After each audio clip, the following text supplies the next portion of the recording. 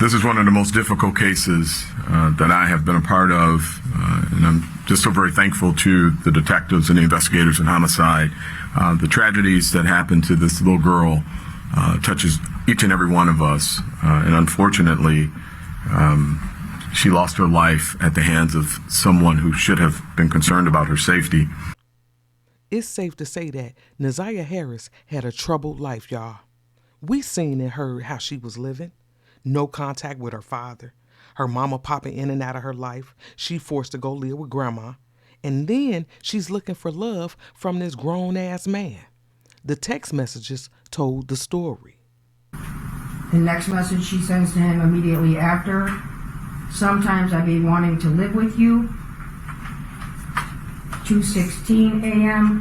She sends to him, you know what I mean? NaZiyah fantasized about living with Jarvis, but she already knew that would never happen. She already understood that. Hell, the age difference, the fact that he got 5 kids with her aunt. Trust me, she understood that would never happen. So I'm stuck on what exactly was the plan when she disappeared on January the 9th. After going through the timeline and knowing what we know, there are some things that I still can't wrap my mind around. So please allow me this time to vent. Come on, ride with me. November 27th, 2023 at 21:06 hours, NaZiyah sends, I just want to talk. I really don't want to lose you.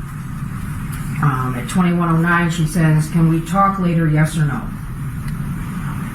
At 22:28, she says, I don't what's your problem, but I need you to bring me what I need tonight. It's hard doing all this gym shit with this baby.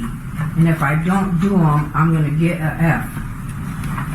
22:28, she says, if you keep ignoring me, you just gonna get no more pussy. 22:35, she says, answer the phone, you not doing nothing. 22:36, she says, PLSSSS for please. And were those deleted? Yes. Two things stood out to me from those text messages on November the 27th. One, Jarvis is ignoring her. That's clear. Okay? And then NaZiyah, too, is trying to get rid of this baby. She didn't want this baby either. Okay? So when we found out about this particular text message, we wanted to know what the hell was going on. Pay attention. And these text messages were 2 weeks after. They were, I believe, December 9th and 10th, which was, I believe, 2 weeks or 13 days from 11/27/23, which is the text message about gym class. And then there's this kind of cryptic text message in between that says, it healed. We don't know what that means, but we don't know what Mr. Butts took that to mean. It healed? What healed? What could she have been talking about? And when exactly did she send Jarvis this text? Because understand this, the state didn't bring this up. The defense did. And the state didn't even address it. And I was like, what? And now, I'm going to jump ahead to January 9th of 2024. January 9th, 2024 at 14:21, NaZiyah sent to Jarvis, don't forget to be there before 3. I will let you know when I'm leaving the school. If you're not there, I will wait. Then at 14:22, she sends, send okay if you've seen the message so I can delete your number. Then at 14:23, Jarvis replies, okay, and those messages were deleted. Now, we all know about these text messages by now.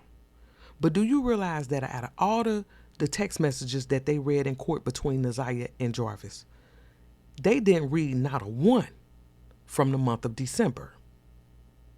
Think about this. They didn't read not a one. They gave us the text message from November 27th, and then they jumped straight to January the 9th. And I was like, well, wait a minute. Well, what was going on in December? I mean, you would think if there was some type of communication, we would have heard about it. What's the vibe? You know, are they still talking about the baby or what? So it made me, you know, kind of like, well, what happened in December? What was going on in December? One of the things that they gave us was the fact that Jarvis was making Google searches around December 9th, December 10th. You know, how to abort a baby, home abortions, that kind of thing. But then there was this. Okay. On December 3rd, 2023, do you recall sending messages asking Mr. Butts if he needed NaZiyah for anything? Yes, I do remember. Okay. So do you remember this text on the first page of People's Exhibit 48? Yes, I do remember this message. Okay. And did you send that message? Yes. Okay. And what did the message say? Tuda said, do you still need her too? Okay. And do you know what is that referring to? It was, Tuda had asked me to contact Jarvis to see if he still needed them to clean up. Okay. And that would be to clean up his shop? Yes. Okay. So Shannon sent Jarvis a text asking him if he still needed NaZiyah. Or NaZiyah wanted to know if Jarvis still needed her too. We don't know what the end result was. We don't know what his response was. Nothing. And they didn't even ask. And here's the thing. I want to know.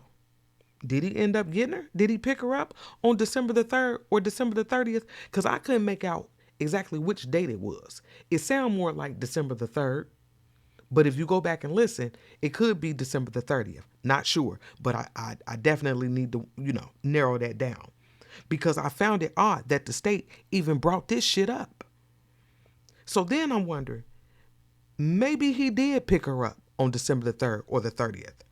And maybe this is when the whole January 9th meetup was orchestrated. Or hell, maybe this is when he realized, oh yeah, she really is pregnant. I don't know.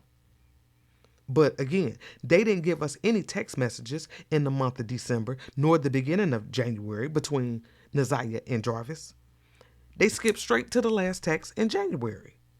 And a lot of us can agree that there was a plan. So there had to be some type of communication in the meantime, in between time. You understand what I'm saying? We ain't got that. They didn't give us that. Then we found out at the end of December, beginning of January, NaZiyah's mother made a visit. Well, around the time, December, January, was her mother supposed to come visit, her biological mother? Yes. Did she end up coming to see NaZiyah? Yes. She did. Did NaZiyah seem to have some big emotions about that contact? Yes. It was complicated, fair to say? Yes. Did she talk to you about that? All the time. So exactly when was this visit? You understand what I'm saying? And what happened? Did she notice that her daughter was pregnant? Was this an issue? Was it brought up? Did NaZiyah confide in her about some things? Because we just heard them say that NaZiyah had big emotions about this visit. I wonder why. Was she asking to live with her mama? What was going on with this visit? Because let Grandma Annette tell it, NaZiyah's mother was not welcomed. Is her birth mother still around? She is. Okay. Does she have a relationship with her? No. She doesn't have any type of relationship, no contact with her that you know of?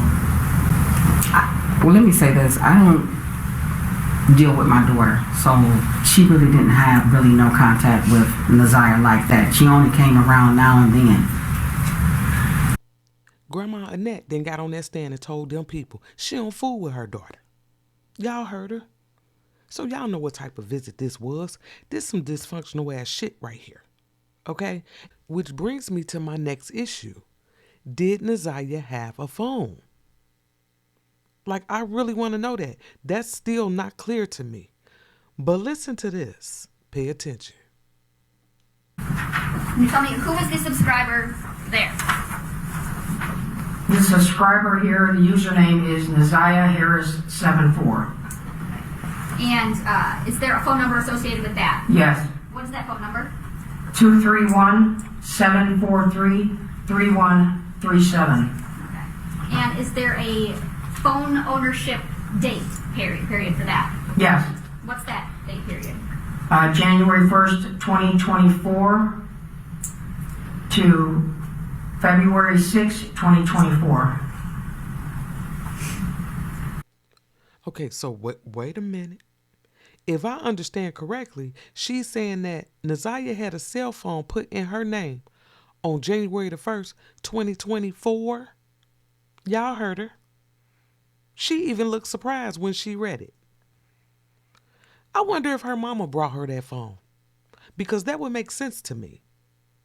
And I remember there being talk about a phone, maybe in Grandma Annette's testimony. I ain't sure. I got to go back and listen. But where's the phone now? Because I believe that there was a plan. Maybe the details to that plan is in that phone. You understand what I'm saying? And did she have that phone on January the 9th? I didn't think she had a phone. But then I remember what Cordell said. Listen to him. What, if you can see, what is his niece doing while you guys are working on the job, at the job? Oh, I believe she's on her cell phone, I believe. So on January the 9th, after they picked up NaZiyah, Cordell said that NaZiyah was in the car and he thought she was on her phone. My question to him would be, did you ever see her with a phone? Because that's important, okay? And don't forget, the dates of the ownership for that phone was January the 1st, 2024 to February the 6th, 2024. And we know Jarvis got locked up on the 7th. Interesting. And that's why I question the events surrounding January the 9th. From the moment NaZiyah got off that bus, she didn't go home. Then we got Grandma Annette didn't even call the police that night. So I thought that maybe she knew where NaZiyah was, or at the very least thought she knew. You understand what I'm saying? An example. Let me give you an example. Let's say NaZiyah then got into it with one of them and they arguing or whatever, and NaZiyah say, I'm going to live with my mama. I'm going to run away and I'm going to my mama's house. And then now today, January the 9th, she don't come home from school. So I'm thinking maybe they're thinking she went with her mama. You understand what I'm saying? That could explain why they didn't call the police. They didn't feel the need to call January the 9th. And then the next day on January the 10th, all they did was told the school police. That's it. You understand what I'm saying? The school police picked up that case on January the 10th. And they held on to that case for 30 days. Now, you mentioned that you passed this case off, or your department passed this case off to DPD at about the 30-day mark. Somewhere around there. It may have been a little after, because right around the 30-day mark is when I would have went and got the toothbrush, so we still had it then, because you have to make that update in the system when you get close to the 30-day mark. So the case was opened on January 10th, correct? Correct. And was it the 13th of February that you gave the laptop to the Detroit police? Do you recall? That sounds about right, around Valentine's Day. Okay. And would that have been about the last thing that you did at that point? Yes. Okay. When did you get the case of NaZiyah Harris? So it was first requested to me on February 12th. And that's right around a 30-day window, fair to say? Yeah, a little bit past at that point. Okay. Now, is that 30-day window, is that kind of a standard protocol, or is there something that kind of where your jurisdiction kind of expires and you pass it on to a different agency? I would say no, because I had been with the school police since 2011, and this was the first missing we hadn't recovered within a couple of days. So normally we would, continue on with our cases But once it got to that point, once we suspect, it could be a possible homicide, then the jurisdiction goes back to Detroit. So that's kind of how we went. Would it be fair to say that once you had kind of exhausted your tools, I guess, yeah, that's one way to look at it. could you hand it off to a different agency before 30 days? Could you decide within 2 weeks we aren't coming up with any leads, we should give this to a different agency for more assistance? We could, yes. Okay. So they was treating this like a runaway case, and rightfully so, because don't forget, NaZiyah was at school telling her friends on January the 9th that she was running away. And then don't forget the whole little shit about Grandma Annette going to the house. Before she even got into the house to realize NaZiyah wasn't there, she's asking if NaZiyah's in the house. I'm still on that. I'm not letting that go. But you just heard this man say that they could have passed this case on to the Detroit police sooner. But they didn't. They held on to this case for 32 days to be exact. So let me show you what was going on in the meantime, in between time. On January the 9th, we know NaZiyah disappeared. On January the 10th, we know Grandma Annette reported her to the school police. So on January 11th, did you ask Mr. Butts to do something? Yes. And what is it that you asked him to do? I asked him, can he share the missing flyer on his Facebook page? Okay. And did you send him a copy of that missing flyer? Yes. Okay. So come January the 11th, Aunt Shannon is trying to get people to share the missing person flyer for NaZiyah. And we know she asked Jarvis. I wonder if he posted it. Did he post it?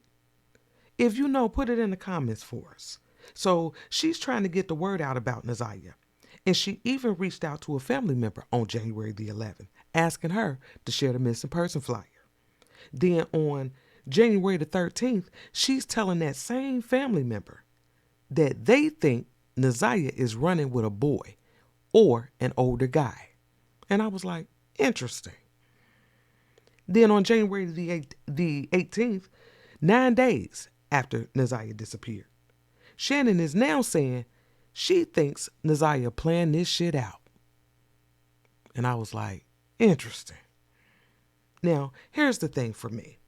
On January the 21st, Shannon and Grandma Annette was informed that the school police was coming to pick up that tablet that NaZiyah had. But before they got there, Shannon went through the tablet and found some messages between NaZiyah and Jarvis, and she was hot. On January 21st of 2024, you sent some messages to Mr. Butts. Is that fair to say? Yes. Okay. And can you read these last 3 messages? These last 3 messages is, to be honest, these messages are seen into the inbox to you. I really don't know what to believe anymore. Stay away, Ramon, I mean it. The next message is, I don't know what to say, or to his own. Since this shit doesn't sit right with me, call it what you want, I'm good, period. It says, this for life. Nigga, I thought about it, and you can pass it.